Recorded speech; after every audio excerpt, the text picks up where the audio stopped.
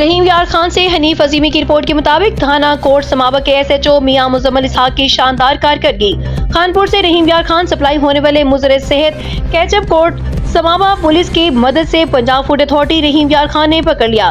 बताया जाता है कि गाड़ी नंबर CAX 196 में हुसैन नामी शख्स जो अरसे दराज से इस्लामाबाद और पिंडी में मुजरे सेहत केचप लेकर जिला भर में फरोख्त कर रहा था। गुज़श्ता रात एसएचओ मुजम्मल इसहाक की निगरानी में कोट समाबा पुलिस मदनी चौक में चेकिंग पर थी।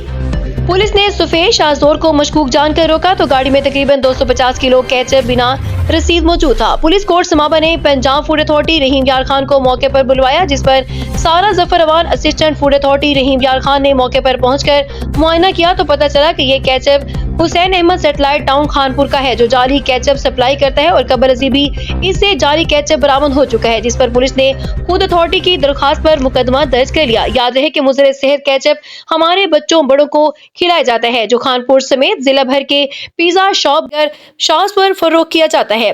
फूड अथॉरिटी की जानिब से बड़े डीलर की गिरफ्तारी पर शहरियों ने रहीम यार खान, पंजाब फूड अथॉरिटी और कोट समाबा पुलिस के एसएचओ मियां मुजम्मल इसहाक को खराजे तहसीन पेश किया है।